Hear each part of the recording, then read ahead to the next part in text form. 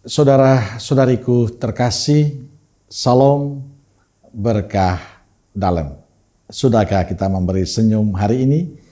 Minggu 24 Maret 2024. Hari Minggu Palma, mengenang sengsara Tuhan. Kita awali permenungan kita hari ini dengan tanda kemenangan Kristus. Dalam nama Bapa dan Putra dan Roh Kudus. Amin. Permenungan kita diambil dari Injil Markus bab 14 ayat 1 sampai bab 15 ayat 47. Saudaraku terkasih, hari ini kita membuka peringatan misteri Paskah Tuhan kita Yesus Kristus, yaitu sengsara dan kebangkitannya. Untuk melaksanakan misteri itulah Yesus memasuki kota Yerusalem. Ada dua kisah yang diceritakan dalam kisah Minggu Palma ini. Pertama, kisah sorak-sorai Minggu Palma ketika kita melambai-lambaikan daun palma dan imam memasuki gereja. Kedua, ada teriakan Hosana, Hosana. Tapi ada juga teriakan enyahkan dan salibkan dia. Teriakan Hosana, apakah teriakan seorang yang memiliki kesetiaan atau seorang yang oportunis? Orang oportunis biasanya hanya mencari muka di hadapan orang yang berharta dan bertahta dengan cara apapun, bahkan rela menyampingkan kebenaran dan kebaikan, serta tega mengorbankan orang baik dan benar. Bagi seorang oportunis bukanlah kebenaran dan kebaikan, melainkan keuntungan dan kesenangan pribadi, kelompoknya. Itulah yang dilakukan oleh orang-orang Yahudi.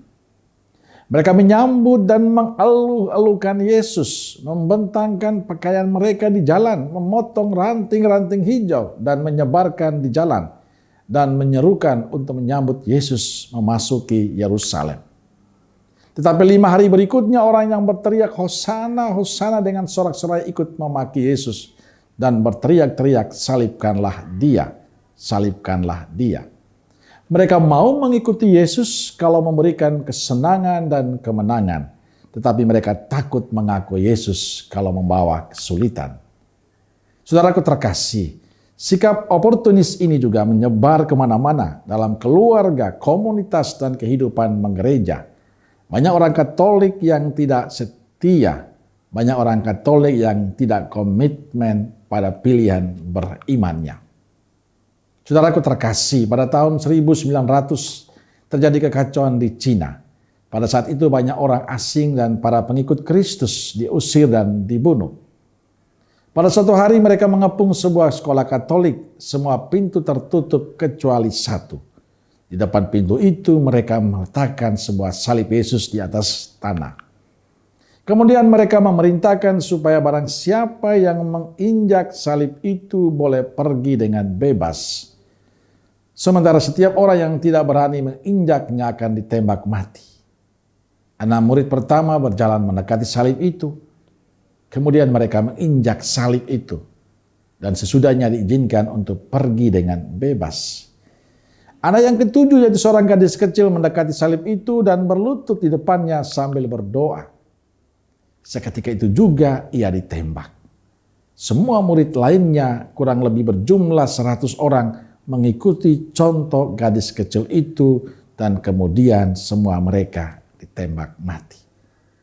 Ribuan orang Cina saat itu yang memilih mati daripada mengkhianati iman mereka pada Kristus.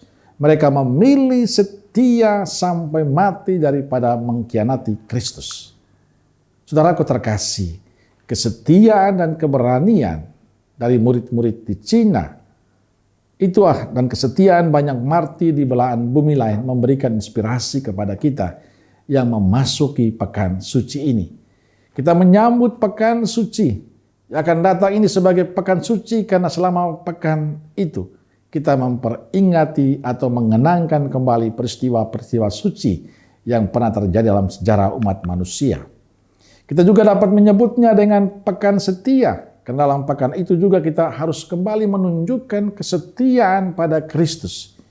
Mulai dari mengikuti upacara-upacara selama pekan suci, sampai pada kesetiaan-kesetiaan kita pada perbuatan kita pada sesama.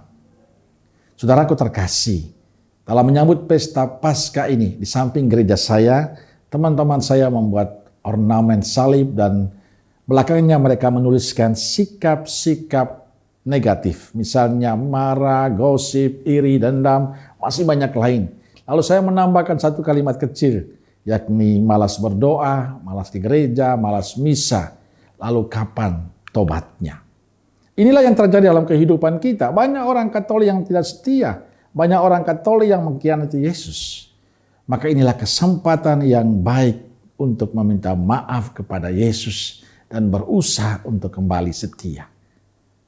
Dalam perayaan Minggu Palma ini dan perayaan sepanjang pekan ini kita berjanji lagi untuk setia kepada Kristus Sang Raja dengan melakukan apa yang Dia kehendaki kita perbuat.